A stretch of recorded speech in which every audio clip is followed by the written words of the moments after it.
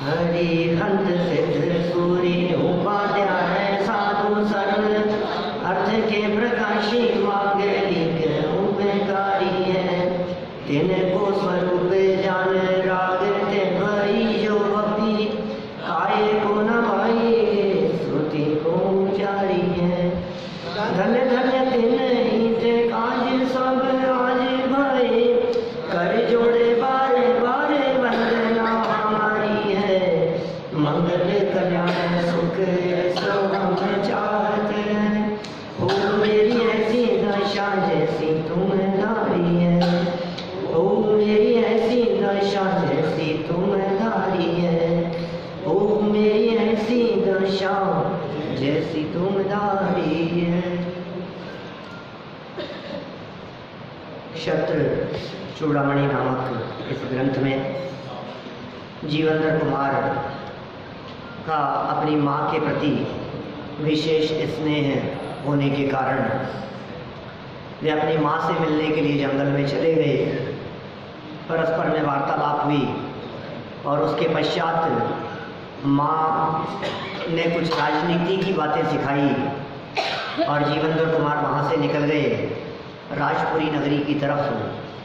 ये वही नगरी है जिस नगरी में इनके पिता राज्य किया करते थे। राजपुरी नगरी के बाहर पहुंचकर अपने मित्रों को तो वहीं छोड़ा नगरी के बाहर ही, और स्वयं नगरी की परिक्रमा लगाने लगे, नगरी में परिभ्रमण करने लगे। नगरी में घूमते हुए इन्होंने जब बाग बगीचे देखे, नगरी की शोभा देखी, तो इनका मन उसकी तरफ बहुत आकर्षित हुआ और अपना जो मोह भाव था कि ओहो ये मेरी है, इतनी सुंदर नगरी, मैं यहाँ का शासक हूँ, ऐसा ममत्व भाव उनके मन में जागृत हुआ। देखिए इसी संदर्भ में अब एक नई उपकथा 20 नंबर की यह शुरू होती है। कार्य में निमित्त का उपस्थित हो जाना। क्रीडन्ति कापि हर्म्याग्रात् पातयामास कन्दुकं सम्पदामापदां व्याजेनैव हि केनचित्। उस नगरी में क्रीड़ा करती हुई, क्रीड़ा माने खेलना, खेलती हुई किसी एक युवा कन्या ने अपने महल के ऊपर से गेंद फेंकी। देखो ये चित्र दिखाई दे रहा है, एक महल है, महल के ऊपर छत पर एक कन्या है और वो बॉल नीचे जीवेंद्र कुमार उधर से गुजर रहे हैं, उनके पास में एक बॉल दिख रही है आगे, माने वो खेल रही थी ऊपर और खेलते हुए अचानक बॉल नीचे गिरी जाकर। निश्चय से संपत्ति और विपत्ति की प्राप्ति में कोई न कोई निमित्त होता ही है। निमित्त की प्रबलता को यहाँ बतला रहे हैं। कार्य तो भवितव्यतानुसार होता है, ये अगले श्लोक में कहेंगे। कार्य तो उपादान की योग्यता के अनुसार होता है, लेकिन जब भी कार्य होता है तो कोई न कोई निमित्त जरूर होता है। बिना निमित्त के भी काम नहीं होता। चाहे संपत्ति मिलने का कार्य हो, चाहे विपत्ति आ जाने का काम हो। यदि विपत्ति आई है तो उसमें भी कोई न कोई निमित्त है, और यदि संपत्ति मिली है तो उसमें भी कोई न कोई निमित्त है। लेकिन एक बात सदा ध्यान रखना, संपत्ति के मिलने में निमित्त कोई भी हो, निमित्त ने संपत्ति दी है ऐसा नहीं है। विपत्ति मिलने में निमित्त कोई भी हो, लेकिन विपत्ति के आने में निमित्त का दोष नहीं है। निमित्त, निमित्त शब्द है ना, ये दो शब्दों से मिलकर के बना है, नी और मित्त। नी माने नियम से और मित्त माने मित्रता। निमित्त कार्य के होने में जो नियम से मित्रता धारण करे उसका नाम निमित्त होगा। जो नियम से होगा, अवश्य होगा, उपस्थिति 100% है। काम जिसकी उपस्थिति में हो उसे निमित्त कहते हैं। लेकिन काम के करने में निमित्त का योगदान शून्य है। योगदान कुछ नहीं है, निमित्त पर आरोप मात्र आता है, निमित्त ने किया कुछ नहीं है। हाँ, निमित्त होता भी है और निमित्त से होता भी नहीं। ये बैलेंस रखना बहुत जरूरी है। कई लोग क्या समझ, अनिष्ट होने में निमित्त की मुख्यता मित्रता, वो अपने लिए मित्र नहीं है लेकिन काम के लिए मित्र है। जो काम हुआ है ना, उस कार्य से मित्रता है निमित्त की, व्यक्ति से नहीं। मित्रता निमित्त जो कहा है, नियम से मित्रता हमारे साथ में नहीं, जो काम हो रहा है ना उस कार्य के साथ में मित्रता है। लगता है ऐसे काम इसी के द्वारा, ये भ्रम है। इसीलिए तो निमित्त की उपस्थिति में इस जीव को बहुत बड़ा भ्रम खड़ा हो जाता है, इसने किया ऐसा। ये निमित्तों की चिंता में व्यग्र हो जाता है, ये निमित्तों को इकट्ठा करना चाहता है, निमित्तों को जोड़ना चाहता है। इसे लगता है कि निमित्त मिल जाएगा तो काम हो जाएगा, निमित्त मिल जाएगा तो काम हो जाएगा, निमित्त की वजह से काम हो जाएगा। बहुत बड़ी गलतफहमी में है। निमित्त से काम नहीं होता, काम होता है तो निमित्त अवश्य होता है। काम होगा तो निमित्त की उपस्थिति अवश्य होगी, काम होगा तो निमित्त नियम से होगा। उसने किया कुछ नहीं है, काम तो आपने किया है। मैं कहता हूँ, आपका यदि पैर फिसल गया रोड पर चलते हुए तो कौन निमित्त बना? केले का छिलका पड़ा था, वो निमित्त बन गया। उसमें फिसलने रूपी काम हुआ तो निमित्त कौन बन गया? केले का छिलका पड़ा हुआ था। फिसलने रूपी कार्य हुआ तो निमित्त और भी कोई हो सकते हैं, जैसे पानी था, चप्पल थोड़ी सी स्लिप करने वाली थी, तेल डुला हुआ था, जमीन चिकनी थी। कितने तरह के कारण बन सकते हैं फिसलने में, ये सब निमित्त कारण है। लेकिन असली बात क्या है? क्या केले का छिलका किसी को गिराने में समर्थ है? क्या केले के छिलके ने कहा कि आओ भाई आओ, सुबोध जी आओ, मेरे ऊपर पांव रखो, मैं निमित्त हूं, मैं तुम्हें गिराऊंगा? ये स्वयं जब गिरने की योग्यता रूप होकर नासमझी पूर्वक चला, खुद बिना देखे चला और केले के छिलके पर पांव रखा और गिर गया, अब दोष केले के छिलके को देता है। गलती किसकी है? गलती अपनी और दोष उसके ऊपर। इसलिए कह रहे हैं भाई साहब, निमित्त के ऊपर कभी दोषारोपण नहीं करना। अज्ञानी व्यक्ति, नासमझ व्यक्ति, वो सदा दूसरों के ऊपर दोषारोपण करता रहता है। दूसरे की कोई गलती नहीं है अपनी। देखो, जब भी अच्छा काम होता है तो उसका रिवॉर्ड तो स्वयं लेना चाहता है, और ख़राब काम होता है उसका दोषारोपण, इसकी वजह से हो गया, इसकी वजह से बिगड़ गया, इसकी वजह से मैं फेल हो गया, इसकी वजह से मेरे नंबर कम आ गए, इसकी वजह से मेरे को नुकसान हो गया, इसकी वजह से चोरी हो गई, ये ताला लगा करके नहीं गया, इसकी वजह से ऐसा हो गया। तो जिम्मेदारी किसकी है? दुकान किसकी है? हमारी है ना। तो क्यों दूसरे नौकर के ऊपर दोषारोपण कर रहा है?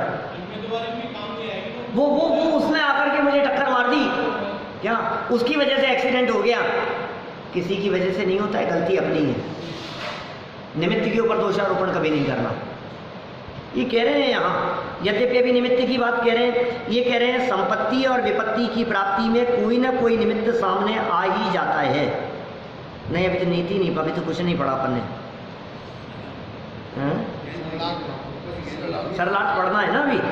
देखो, नगर भ्रमण के समय जीवनधर कुमार के सामने किसी अपरिचित युवती ने खेलते हुए अपने महल से एक गेंद फेंक दी, क्योंकि संपत्ति और विपत्ति की प्राप्ति में कोई न कोई निमित्त सामने आ ही जाता है।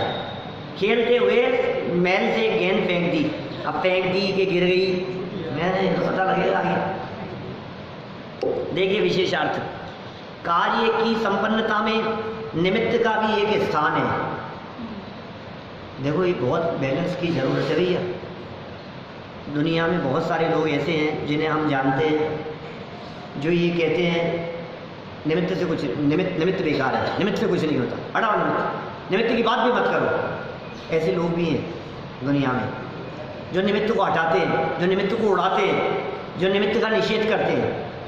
और दुनिया में 99% लोग ऐसे भी हैं जो ये कहते हैं निमित्त से ही होगा साहब, क्या करें, निमित्त आएगा तो ही होगा काम। तो ये आपने घर घर में कहते हुए सुना होगा, अपनी पुत्री के लिए वर ढूंढ रहे हैं और बहुत प्रयास करने पर भी हो नहीं रहा है। आपने ऐसे लोगों से ये कहते हुए सुना होगा, अब क्या करें साहब, आखिर निमित्त आएगा तभी होगा काम, निमित्त होगा तब हो जाएगा काम। तो अब क्या करें, निमित्त आएगा तब होगा, निमित्त आएगा तब होगा। तो ऐसा लगने लग जाता है। अब निमित्त, अब कौन निमित्त आएगा ये तो बताओ, क्या करें निमित्त के लिए। लेकिन भाई सारा जगत निमित्त मात्र है, कार्य तो योग्यता के अनुसार होता है। एक बहुत सुंदर श्लोक आचार्य पूज्यपाद स्वामी ने इष्टोपदेश नामक ग्रंथ में दिया है। दिव्य जी पढ़ने योग्य ग्रंथ है, संकल्प करो तो 10 दिन में पढ़ सकते हो, 10 लक्षण में।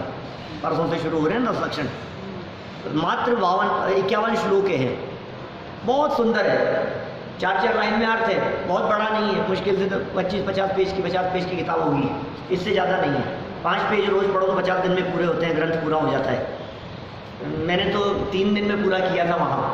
तो कितने प्रवचन है पता नहीं, भूल गया, 17-18 प्रवचन है। ऑस्ट्रेलिया में सिडनी में मैंने 3 दिन के शिविर में या कोई 17-18 प्रवचनों में 15-17-18 घंटों में उसको पूरा किया, उस ग्रंथ को समझाते हुए, व्याख्या करते हुए। बहुत सरल है, बहुत मार्मिक है और बहुत मज़ा आएगा आपको। और पूरे ग्रंथ में बहुत सारे उदाहरण हैं, बहुत सारी छोटी छोटी सी प्रेरणादायक बातें हैं। आप चाहें तो वो YouTube के वो प्रवचन भी सुन सकते हैं, इष्टोपदेश के प्रवचन, उनमें मज़ा आएगा आपको। क्या कहना चाहते हैं, ऐसे छोटे छोटे से प्रसंग बतलाए उसमें। मैंने अलग अलग दिशाओं से आकर के पक्षी किसी एक वृक्ष के ऊपर रुक गए, सुबह होते ही सब अलग अलग दिशाओं में उड़ जाते हैं। इसी तरह से जितने संयोग हैं, ये सारे संयोग, पत्नी पुत्र परिवार महल मकान, ये सब ये अलग अलग स्थानों से आकर के मिले हैं, अलग अलग टाइम पर आए हैं, सबको अलग अलग समय उड़ जाना है। थोड़े समय के लिए रहना है तो मन बिगाड़ करके, मुंह बिगाड़ करके क्यों रहे। ऐसे ऐसे बहुत प्रेरणादायक बातें हैं, सुंदर सुंदर। हाँ, यूट्यूब पर है सब। आप यूट्यूब पर संजीव गोदा लिखेंगे जाकर, बहुत सारे प्रवचन आ जाएंगे। सिर्फ गोले में संजीव गोदा की फ़ोटो देखनी है, बहुत सारे प्रवचनों में से गोले में जहाँ फ़ोटो दिखे बस उसको क्लिक कर दो, अपने आप चैनल खुल जाता है। चैनल खुलते ही आप प्ले लिस्ट पर जाएँ और सब्जेक्ट देख लें, इष्टोपदेश मिल जाए। चैनल खुलते ही प्ले लिस्ट में आपको सब्जेक्ट दिख जाएगा, वहाँ आपको ये सब प्रवचन मिल जाएंगे उसमें। मैंने ये तो अपने यहाँ पंडित जी संतोष जी जी साहब ने बहुत सालों पहले चलाया था। मैं समझता हूँ कि 25 साल पुरानी बात होगी। 10 लक्षण के अवसर पे चलाया था उन्होंने, मालूम है कितने लोगों को ध्यान है? नहीं, वो तो ग्रंथ यहाँ सुबह सभा में चला था। 10 दिन में उन्होंने 10 लक्षण पर्व में इष्टोपदेश चलाया था, दोपहर में 3 से 4। क्या कितने, किसी को भी ध्यान नहीं है? आपको ध्यान है थोड़ा बहुत? दोपहर में 3 से 4 10 लक्षण पर्व के अवसर पे। 25 से भी ज़्यादा पुरानी बात होगी, क्योंकि समझ लो आप 95 से तो मैं था ही, 25 साल तो मुझे बाहर जाते हुए हो गए 10 लक्षण पे, तो उससे पुरानी बात है जब मैं जयपुर था। नहीं, 10 दिन में सिर्फ श्लोकों के अर्थ 3 से 4 बजे तक ग्रंथ चलाया था। इष्टोपदेश समाधि तंत्र को तो सुबह चलाया था, उसमें तो बहुत प्रवचन मैंने भी किए थे बीच बीच में जब अनुपस्थित रहते थे, वो बात नहीं। बहुत सुंदर है, मार्मिक है, प्रेरणादायक है, जन सामान्य के लिए पढ़ने योग्य है। हाँ, बहुत प्रवचन है उनके, बहुत अच्छे। चलिए खैर, सरल हैं, और वो सारे प्रवचन इतने सरल हैं, बहुत लोगों को बहुत पसंद आए हैं। अभी अप्रैल में तो चलाया था मैंने, और एक एक प्रवचन ऐसा है जिसे 2-2 हज़ार 4-4 हज़ार लोगों ने देखा हो, यूट्यूब पे सुना हो। वैसे तो बहुत प्रवचन ऐसे हैं 10-20 हज़ार 25 हज़ार 40 हज़ार लोगों ने देखे हैं, लेकिन ये प्रवचन भी 2-2 हज़ार लोगों से कम नहीं देखे गए। लोग देखते हैं, सुनते हैं, लाभ लेते हैं। चलिए, ये तो मैंने प्रेरणा दी आपको। बात ये कहना चाह रहा था इष्टोपदेश के उस श्लोक के माध्यम से। उसका एक श्लोक है, श्लोक नंबर 35 होना चाहिए, 35 या 36 श्लोक नंबर। उस श्लोक में क्या कहा है? नाग्यो विज्ञत्व मायाति विज्ञो नाग्यत्व मृच्छति निमित्त मात्रम अन्यस्तु गतेर्धर्मास्तिकाय वत्। श्लोक है क्या क्या क्या क्या भैया समझ में आएगा? श्लोक क्या कहा? श्लोक मैंने पढ़ाया भी है, यहाँ भी आपको तत्वज्ञान पाठमाला पढ़ाते समय पढ़ाया है मैंने, और याद भी करने के लिए कहा था, भूल जाते हैं आप। नाज्ञो न अज्ञो विज्ञत्व मायाति, कोई अज्ञानी हो, कोई मूर्ख हो, कोई नासमझ हो, कोई बिना पढ़ा लिखा हो, जिसमें बुद्धि बिल्कुल नहीं हो, अज्ञानी हो, उसको सारे जगत के ज्ञानी लोग मिलकर के भी उस अज्ञानी को ज्ञानी नहीं बना सकते। न माने नहीं, अज्ञ माने अज्ञानी, विज्ञत्वम विज्ञ नहीं किया जा सकता उसको, विद्वान नहीं बनाया जा सकता सारे लोग मिलकर के भी। और पलट करके दूसरी बात कही, विज्ञो न अज्ञत्वम, विज्ञ को अज्ञानी नहीं बना सकते। सारे जगत के मूर्ख लोग मिलकर के इकट्ठे हो जाएं और किसी एक बुद्धिमान व्यक्ति को मूर्ख, पागल, ना समझ, अज्ञानी बनाने की चेष्टा करें तो वो नहीं कर सकते। किसी अज्ञानी को सब मिलकर के ज्ञानी नहीं बना सकते, किसी ज्ञानी को सब मिलकर के अज्ञानी नहीं बना सकते। अरे व्याख्याकारों ने तो ऐसी बातें लिखी है कि तीर्थंकर परमात्मा भी किसी अज्ञानी को ज्ञानी नहीं बना सकते। ऐसा तक लिखा है चावड़ा जी साहब, अनंते तीर्थंकर मिलकर के भी एक अज्ञानी को ज्ञानी बनाने की ठान ले गए तो नहीं बना सकते। ये वस्तु का स्वरूप है इस तरह का। क्या अज्ञानी को ज्ञानी और ज्ञानी को अज्ञानी नहीं बना सकते। फिर पता है क्या लिखा सेकंड लाइन में? निमित्त मात्रम अन्यस्तु, अन्य तो निमित्त मात्र होते हैं, और निमित्त भी कैसे? गतेर धर्मास्तिकाय वत्, गति में जैसे धर्मास्तिकाय निमित्त होता है उसके समान। इसका मतलब ये है योग्यता ग्रहण करने की ताकत नहीं, इसलिए नहीं है। बस सीधी सी बात है, और क्या? सबकी स्वयं की यदि योग्यता नहीं होगी तो मास्टर क्या करेगा? घोट के थोड़ी ना पिला देगा। अब अपने में योग्यता नहीं होगी तो काम नहीं होगा। कक्षा में 50 विद्यार्थियों को पढ़ाया जाता है, अपनी अपनी योग्यता से ग्रहण करते हैं, अपनी अपनी योग्यता से नंबर आते हैं, अपनी अपनी योग्यता से पास होते हैं, अयोग्यता से फेल होते हैं। सबका अपना अपना है भाई साहब, किसी की नहीं चलती है। कोई व्यक्ति ये दावा नहीं कर सकता, कोई अध्यापक, बड़ा से बड़ा प्रोफेसर, कि मैं इनको पढ़ा दूंगा, मैं इसको सिखा दूंगा, मैं गारंटी लेता हूँ। तू क्या गारंटी लेता है? तू क्या गारंटी ले सकता है? तेरे हाथ में है कुछ? खुद पागल हो जाएगा। काम योग्यता से होता है, बाहरी व्यक्ति निमित्त होता है। देखो, जब बच्चे के अच्छे नंबर आते हैं, जब परीक्षा में पास होता है, जब वो टॉप करता है, तो अपनी क्रेडिट और अपना श्रेय अपने गुरु को देता है। सर आपने पढ़ाया था, सर आपका उपकार है, आपने इतनी मेहनत की, आपने इतना सिखाया, आज मैं जो भी हूँ आपकी वजह से हूँ। कितने विद्यार्थी इस तरह की बातें कहते हैं हमसे। फिर हम क्या कहते हैं? एक अध्यापक क्या कहेगा? ये तुम्हारी योग्यता थी, तो क्या करें?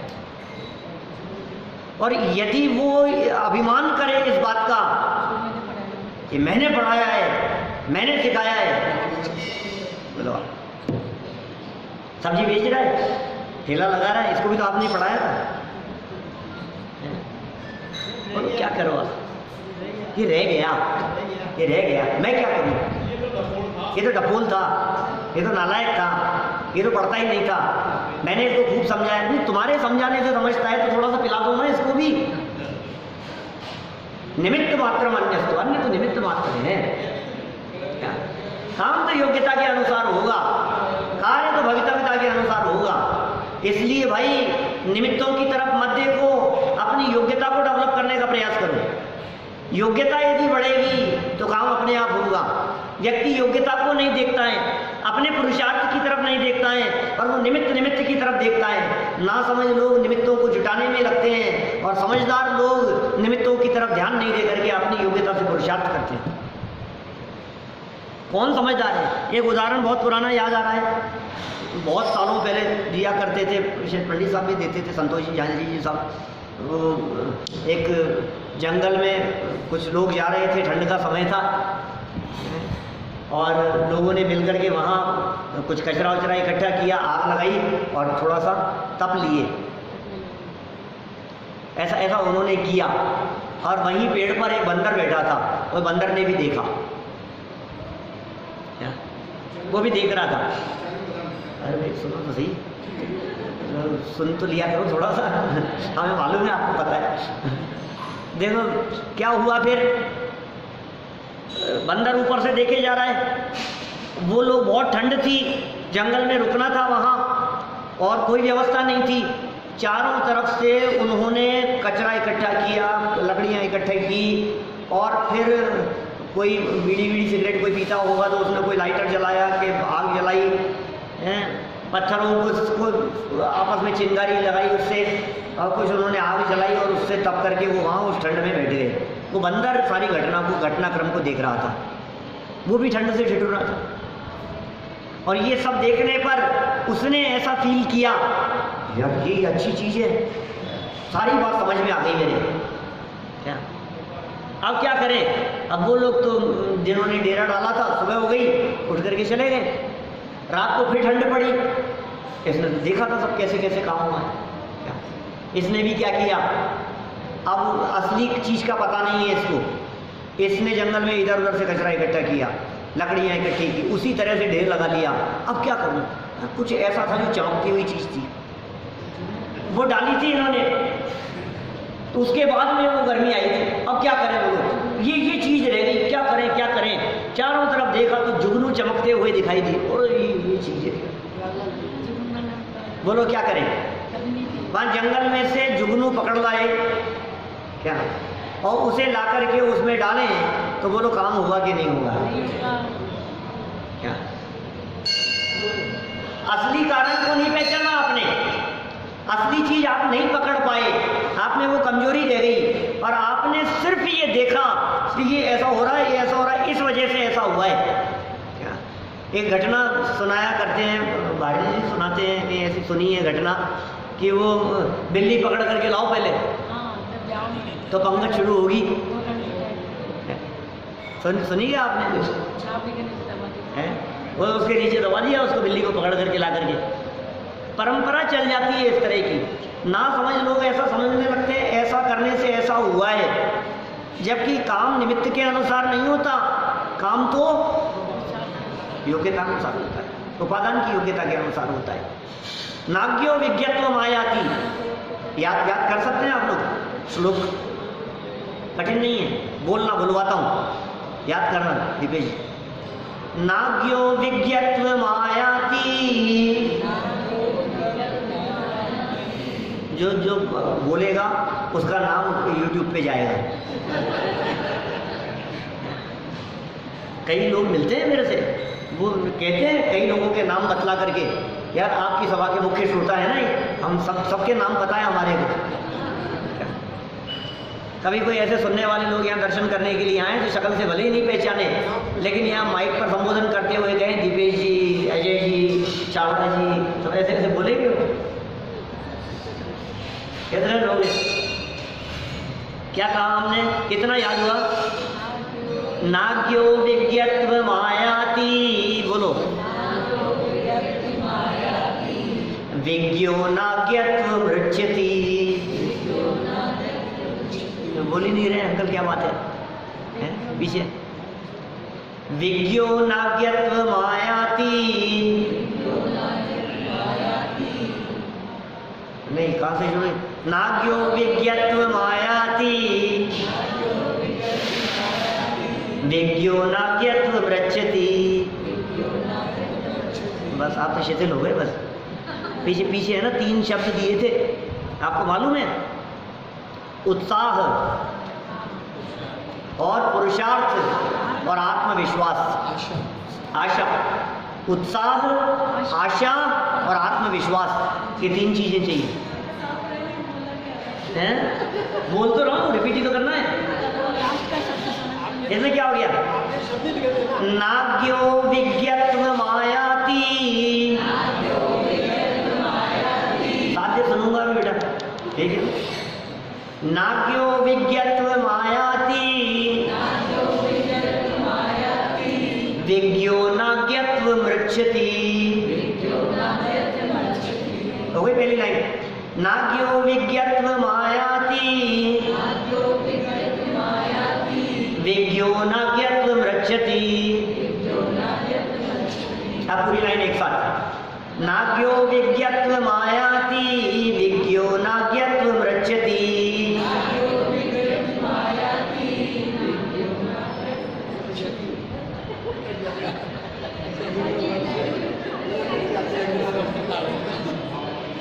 कठिन नहीं है, कठिन नहीं है। एक बार और कोशिश करता हूँ। सुनो, विद्यार्थी फेल नहीं होता, अध्यापक फेल होता है। क्या आप फेल नहीं हो, मैं फेल हो रहा हूँ। सुनो सुनो सुनो, अरे भाई मुझे मालूम है, यही तो समझा रहा हूँ कि मेरे समझाने से नहीं समझ में आएगा। यही तो समझा रहा हूँ, मैं कितना भी प्रयास कर लूँ, जो आप जो कर पाएंगे वो आप ही की योग्यता है, मेरा कुछ नहीं है। वापस साध्य। नाज्ञो विज्ञत्व मायाति, विज्ञो नाज्ञत्व मृच्छति।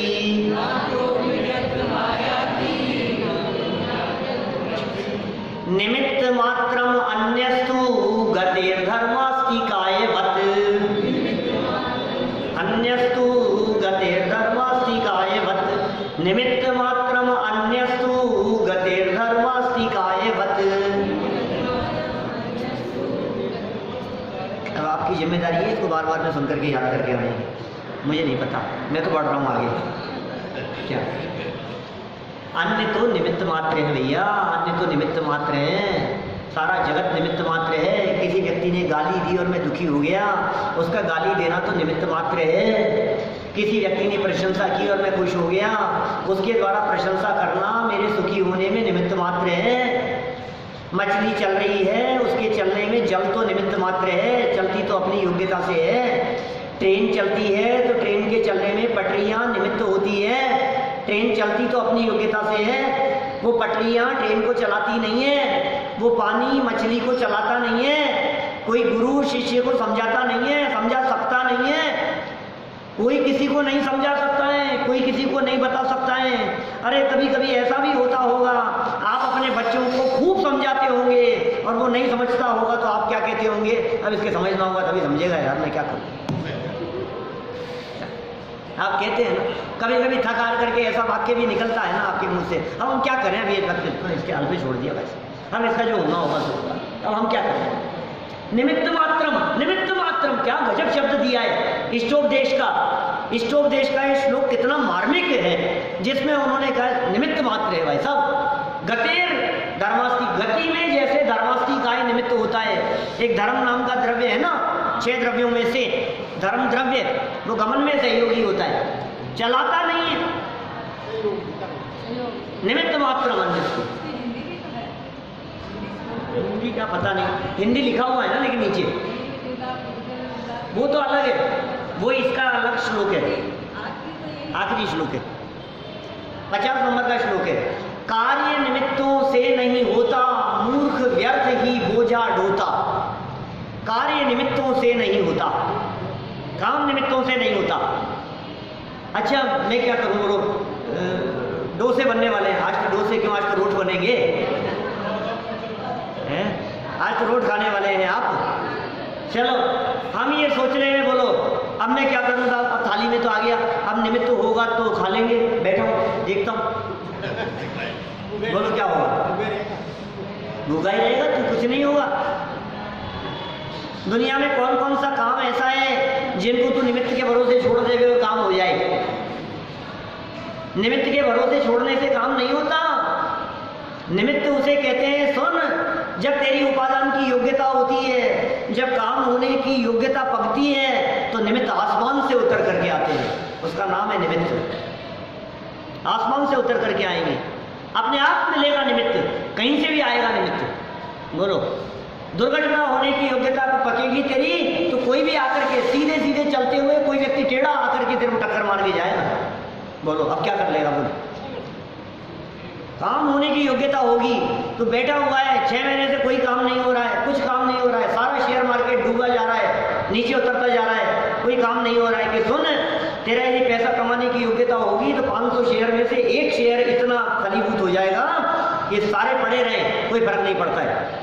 499 मिट्टी में मिल जाए, लेकिन एक ने वो 400 ने 500 का सारा निकाल दिया और 10 गुना कर दिया वो संपत्ति को, ऐसा हो जाएगा। तो परवाह मत कर, निमित्तों की तरफ मत देख, तू तो काम कर, तू तो पुरुषार्थ कर अपनी बुद्धि से, अपनी योग्यता से। सम्यक दर्शन के लिए निमित्त नहीं चाहिए, पुरुषार्थ चाहिए। पैसा कमाने के लिए तू निमित्त का इंतजार करता है कि पुरुषार्थ करता है? पुरुषार्थ करता है। फिर काम कब होता है? योग्य निमित्त मिल जाता है, तेरा पैसा कमाने का योग आएगा, काल पकेगा, तो उस समय में ऐसा योग्य निमित्त मिल जाएगा जो खुश होकर के 10 गुना पैसा दे करके जाएगा तेरे माल के। मैंने ऐसी क्वालिटी की कुर्सी देखी नहीं, मैं तुम्हारे को 10 गुना पैसा दूंगा, लेकिन ये टाइम पर पहुंच जाए बस। ऐसा मौका आ जाएगा? बोलो। मैं सारी दुनिया में थक हार गया, मैं ये चीज़ टाइम पे मिल नहीं रही है, और रात को 11 बजे उसने आपको कॉल किया कि आपको 10 गुना पैसा देना चाहता हूँ, ये कुर्सी मेरे यहाँ पहुँच जाए, 25 कुर्सियाँ चाहिए, 10 गुना पैसा दूंगा। तो आपने 11 बजे बोली और 10 गुना पैसा मिल गया हम लोग। आपने कहा नहीं नहीं मैं 10 गुना नहीं लूँगा यार, जितना नहीं नहीं मेरे को तो देना ही है। अब बोलो, आप दे जाए आप। तुमने सोचा था कि कोई कुर्सी 10 गुना रेट में बिकेगी? तुमने सोचा था कोई रत्न का ऐसा हो जाएगा? तुमने सोचा था किसी जमीन का 100 गुना पैसा मिल जाएगा? हो कोई व्यक्ति ऐसा व्यक्ति आ जाए जिसका कोई ऐसा अटका हुआ हो जो 100 गुना पैसे देने के लिए तैयार हो हमारे को, वो कहे नहीं मुझे तो देना है किसी भी कीमत पर। आपको पता है मुंबई में ये पार्ला मंदिर बनाया ना, विले पार्ले में जो मंदिर बनाया, बीच जगह पर मंदिर बनाए विले पार्ले में, और 200 करोड़ रुपए की लागत से मंदिर बनाया, और ऐसा मंदिर दूसरा कोई नहीं है आज की तारीख में हिंदुस्तान में। इतना सुंदर, इतना व्यवस्थित, और इतना मतलब आप जाओ तो आपको ऐसा लगे कि आप कहाँ आ गए हो, इतना सुंदर मंदिर है। एक धूल का कण नहीं वहाँ मिलेगा आपको, इतनी सुंदर रचना, इतना सुंदर स्वच्छ मंदिर, अद्भुत मंदिर बनाया है। वो जब मंदिर बनाया है ना, तो बनाने वाले जिस परिवार ने बनाया, जिनकी भावना थी, आनंद भाई सेठ, निमिष भाई वगैरह, उन लोगों ने आस पड़ोस के जो लोग थे, बिल्डिंगों में रहने वाले जिनके मकान थे, उनके पास में गए और टेबल पर बुला करके तत्काल उनके साथ में ऑन टेबल, किसी को कोई बेचना नहीं है, तुरंत फैसला करके उनका मकान खरीद लिया। कितने का मकान है तुम्हारा, कितनी कीमत है इसकी? ये 60 लाख, 80 लाख लो, डन करो, हटाओ। दूसरी जगह मकान कितने का है? 1 करोड़ का है, 1.5 करोड़ रुपए देते हैं, चलो दूसरी जगह मकान 1 करोड़ का दिलाते हैं तुम्हारे को, 50 करोड़ एक्स्ट्रा देते हैं, खाली कर। ऐसे काम किया है।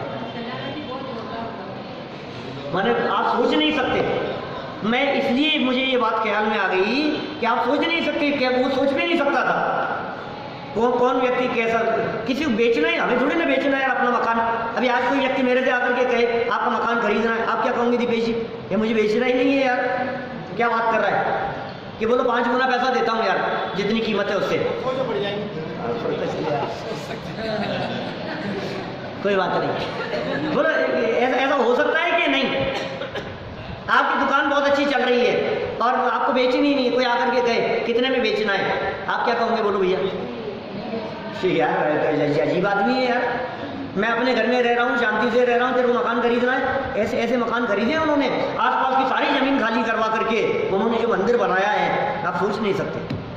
बीच जगह पर करोड़ों अरबों रुपया लगा करके, मतलब ऐसी जगह नहीं थी, वो खुला मैदान था कि आउटसाइड में चले गए हो। अभी आपको मानसरोवर में जगह चाहिए तो मिल जाएगी, आपको इधर आगरा रोड पे उधर चाहिए जमीन तो मिल जाएगी, और आपको कचौरी बाजार में मंदिर बनाना है मेरे को, कहाँ से लाऊंगे आप बताओ? तो ऐसी जगह पे थोड़ी ना मिलेगा आपको। ये उदाहरण मैंने इसलिए दिया कि निमित्त आसमान से उतर करके आ जाते हैं, आप कल्पना नहीं कर सकते हो। तुम तो अपना काम करो, ये मत सोचो अब ये सपने मत देखने लग जाना कोई आ जाए 5 गुना देने के लिए। ऐसा नहीं है, होते हैं ऐसे काम दुनिया में, बहुत काम होते हैं भाई साहब, हैं? हाँ बिल्कुल बिल्कुल। और सुनो, ऐसा पंच कल्याण कराया उन्होंने, 1 रुपये किसी से दान नहीं लिया पंच कल्याण, 1 रुपया किसी से दान नहीं लिया। ऐसी VIP व्यवस्था कि ऐसा पंच कल्याण कभी हुआ नहीं होगा, ऐसा पंच कल्याण हुआ था, हैं? कोई कर नहीं सकता। कंप्लीट एसी, भोजन ऐसा कि 200 500 तरह की वैरायटी, आप कल्पना नहीं कर सकते हो। पब्लिक इतनी कि 10 20 हजार लोग देखने आने वाले, सुनने आने वाले, व्यवस्थाएं इतनी, एक वीआईपी व्यक्ति को होटलों के अंदर ठहराए, सबकी इतनी व्यवस्थाएं की, गाड़ियां दी, गाड़ी ड्राइवर सहित उनकी व्यवस्थाएं की, 1 रुपया किसी से दान नहीं लिया। आप सोच नहीं सकते क्या किया उन्होंने काम, लेकिन भावना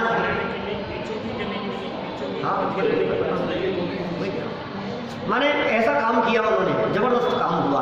खैर देखिए, मेरे को तो सिर्फ इतना बतलाना है, ये प्रसंग इस तरह का आ गया कि 10 गुना काम हो सकता है, 5 गुना हो जाए, निमित्त के पीछे भागना नहीं पड़ता।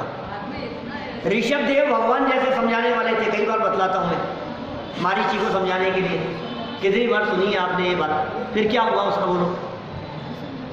अरे यार तीर्थंकर समझा रहे हैं तेरे को, बोल, साधारण गुरु नहीं, साक्षात तीर्थंकर भगवान समझा रहे हैं तेरे को, अब तो समझ जा।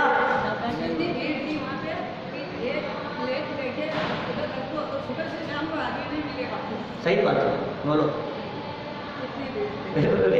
फिर नाम तो मेरा एक प्रवचन है वहाँ का यूट्यूब पर, जो वहाँ पंचकल्याणक में जो मेरा प्रवचन हुआ था वो यूट्यूब पर डाला हुआ है, पार्ला मंदिर पंचकल्याणक के नाम से विशिष्ट प्रवचन हुआ। एक ही दिन के लिए गया था मैं तो, क्यों मुझे अमेरिका निकलना था, फिर एक ही दिन के लिए गया था, शाम का मुख्य प्रवचनों में एक प्रवचन किया, वहाँ वापस लौट करके आ गया था। हाँ मई में हुआ था ना भाई। तो देखिए खैर क्या कह रहे हैं, क्या स्थिति है यहाँ। निमित्त मात्र मन्यस्तु गतेर धर्मास्ति कायवत, धर्मास्ति कायवत। सुनो पढ़ते हैं अपन यहाँ, करें भाई, बातें बहुत हुई लेकिन प्रयोजनभूत बात, समझने योग्य बात है। एक बार कड़ी बैठ गई ना हमारे दिलो दिमाग में, तो निमित्तों की तरफ दौड़ने की वृत्ति टूट जाएगी। निमित्त की तरफ देख देख करके आकुलित होना, परिणाम बिगाड़ना, सब खत्म हो जाएगा। अंदर से पुरुषार्थ जागृत करो, मैं हूं अपने में स्वयं पूर्ण, मुझे जरूरत नहीं है कर्म। अरे होगा कर्म, कोई बात नहीं, कर्म रास्ता दे देते हैं, तूफानी वेग से कदम तो बढ़ा, ऐसा कहते थे युगल जी बाबू। तो अंदर से इतना पुरुषार्थ तो जगा, कर्म की परवाह मत कर, कर्म के बारे में मत सोच। दर्शन मोनी कर्म, अरे पानी भरेगा तेरे आगे, तू क्या चिंता करता है, कर्म की परवाह मत कर। अरे साहब मैं क्या करूँगा, कर्म का उदय, कर्म का उदय, अरे वो निमित्त मात्र है, निमित्त कुछ नहीं करता है, कुछ नहीं करता है निमित्त। देखो विशेषार्थ में क्या कह रहे हैं, कार्य की संपन्नता में निमित्त का भी एक स्थान है भाई साहब, निमित्त का स्थान है। हम कह रहे हैं निमित्त की स्वीकृति है, निमित्त की स्वीकृति नहीं हो तो जैन नहीं है, निमित्त को स्वीकार नहीं करे तो जैन कहलाने के योग्य नहीं है, और निमित्त को ही यदि कर्ता मान ले तो जैन होकर के भी मूर्ख बना रहे। वो वाक्य कह दी हुई है, निमित्त को स्वीकार नहीं करे, निमित्त नहीं होता तो जैनी कहलाने के लायक नहीं है। निमित्त तो होगा ही, बिना निमित्त के कैसे होगा काम, और सब निमित्त ही कर देगा काम, इस भरोसे बैठा रहे। भरपूर सुखी कर दोगे तुम, ये सोचे सन्मुख खड़ा रहा। ए भगवान आप सुखी कर दोगे, आप सुखी कर दोगे, हे भगवान, ये सोच करके आपके सन्मुख खड़ा रहा। अरे मूर्ख, निमित्त मात्र हैं, उनके उपदेश को सुन और अपने हृदय में उतार। भगवान नहीं करेंगे, जिनवाणी नहीं करेगी, जिनवाणी की शरण में आने वालों का उद्धार होता है, लेकिन जिनवाणी करती नहीं है। भगवान की शरण में आने वालों का, वीतरागी संतों की, मुनिराजों की शरण लेने वालों का उद्धार होता है, मुनिराज करते हो ऐसा नहीं है। और तू उनके भरोसे पड़ा रहेगा तो भी कुछ नहीं हो जाएगा, काम तो तुझे करना ही पड़ेगा, मेहनत तो करनी ही पड़ेगी, अनिवार्य उपस्थिति है। देखो यही वाक्य लिखा है इन्होंने, पहला वाक्य जो है, कार्य की संपन्नता में निमित्त का भी एक स्थान है। जब कोई भी कार्य संपन्न होता है तो उस कार्य के लिए कारण सामग्री भी आवश्यक होती है। जब भी कोई काम होता है ना, कोई भी काम होगा, कारण भी होंगे। समझदार व्यक्ति कारण तलाशता है, मूर्ख व्यक्ति सिर्फ कार्य को देखता है। कार्य नहीं, कारण की तरफ ध्यान दो, कारण सही होगा तो काम सही हो जाएगा। कार्य की तरफ तो दृष्टि है और कारण की तरफ दृष्टि नहीं है तो क्या होगा? बोलो, हमें एक ताला खोलना है, बोलो, और बहुत कोशिश कर रहा हूँ, खुल नहीं रहा है, तो भाई तू खुल जाएगा, तू कारण देख, तू चाबी देख सही है या नहीं है। चाबी सही होगी तो ताला खुलेगा, चाबी ही सही नहीं है और तू कहे नहीं और कोशिश करूंगा, कैसे नहीं खुलेगा। अरे भाई तू देख तो सही एक बार गंभीरता से, काम हो जाएगा।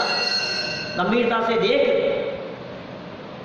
एक राजा ने अपने विशेष मंत्रिमंडल में कौन कितना बुद्धिमान है इस बात की परीक्षा लेने के लिए एक खजाने के एक स्थान के दरवाज़ा लगाया और दरवाज़ा लगाकर अपने सेनापति, अपने मंत्रियों को सबसे ये कहा कि आप लोगों में से कौन ज़्यादा ताकतवर है इस बात का परीक्षण किया जाना है, और जो इस कार्य में सफल हो गया उसे विशेष प्रकार से पुरस्कृत किया जाएगा।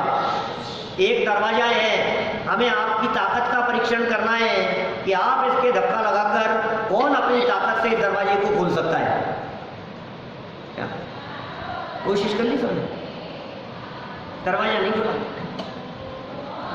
खूब कोशिश करी, दरवाजा नहीं खुला, खुल नहीं रहा है। ये तो राजा बेवकूफ़ बना रहा है यार, जबरदस्ती है। ऐसे कैसा कोई होता है कि इतनी कोशिश करने पर भी दरवाजा खुले नहीं है? हमसे ही नहीं खुलेगा, किससे? खूब तो ताकत लगा ली, खूब जोर लगा लिया, अब क्या करें बोलो? फिर एक साधारण सा व्यक्ति जिसमें ताकत नहीं थी, क्या और उसने कहा राजन आपकी आज्ञा हो तो मैं कोशिश करूं, क्या? क्योंकि वो समझ गया कुछ ना कुछ तो बात होगी। राजा ने यदि ऐसा किया है तो कुछ परीक्षण की बात है, तो कुछ ना कुछ तो बात होगी। उसने कहा महाराज, तो राजा ने कहा यार ये इतने बड़े बड़े बलवान नहीं कर पा रहे, तू क्या करेगा? इतनी कोशिश की, महाराज आपकी आज्ञा हो तो कर ले भाई कोशिश। वो गया, उसने जाकर के ताकत नहीं लगाई, उसने जाकर के दरवाजे को गहराई से देखा। उसके हैंडल के पास में लिखा हुआ था PUMM। क्या लिखा हुआ था? उसने ऐसा किया और दरवाजा खुल गया। राजा ने कहा इसे कहते हैं बुद्धि। सारे काम ताकत से नहीं होते, क्या? ताकत लगाने के पहले दिमाग भी लगाओ थोड़ा सा। क्या तुम पुरुषार्थ किए जा रहे हो, मेहनत किए जा रहे हो, तुम एक बार सही कारण तलाशो, काम क्या करना है, किस दिशा में करना है। आप यदि समझपूर्वक कार्य करेंगे तो काम आसानी से हो जाएगा। बोलो कितनी मेहनत, कितनी ताकत लगाने की ज़रूरत है? कभी कभी आप नहीं कहते हैं ऐसा, कोई बच्चा ताला खोलने के लिए, कुछ काम करने के लिए ताकत लगा रहा हो तो आप ताकत मत लगा, ताकत का काम नहीं है इसके लिए। एक काम कर, देख ये चाबी ऐसे डाली, हल्का सा ऐसे घुमाई, ये कर दिया, लो खुल गया ताला। ये क्या हुआ? ताकत नहीं, टेक्निक चाहिए। क्या काम ताकत से नहीं होगा, ये सिखा रहे हैं यहाँ। ये कारण सामग्री भी आवश्यक है भाई साहब। तुम कारण सामग्री को देखो, तुम कार्य तो देखते हो, तुम संपन्नता तो देख रहे हो, तुम उसके लिए कारण नहीं देख रहे हो। योग्य कारण के बिना कार्य संपन्न नहीं होता। कारण के दो भेद हैं मनोज जी साहब, दो भेद हैं कारण के। कौन कौन से अरुण जी भाई साहब? उपादान और निमित्त। ठीक है ना राजेश जी, ध्यान रखना, दो कारण होते हैं किसी भी कार्य के होने में। साध्य कौन कौन से? उपादान और निमित्त, दो कारण होते हैं। कोई भी काम होगा उसमें उपादान होगा, एक निमित्त होगा। उपादान कारण और निमित्त कारण। जो वस्तु स्वयं कार्य रूप परिणमित होती है उसे उपादान कारण कहते हैं। जैसे घट के बनने में मिट्टी, जब मूल वस्तु कार्य रूप से परिणमित होती है तब जिस वस्तु पर अनुकूलता का आरोप आता है उस उपस्थित अन्य वस्तु को निमित्त कहते हैं। किसके सानिध्य में ये काम हुआ, कौन था, उसे निमित्त कहते हैं। कौन कौन व्यक्ति था जिसकी उपस्थिति थी, वो सब निमित्त है। जैसे घट रूप कार्य में कुम्हार, चाक, पानी, चीवर आदि,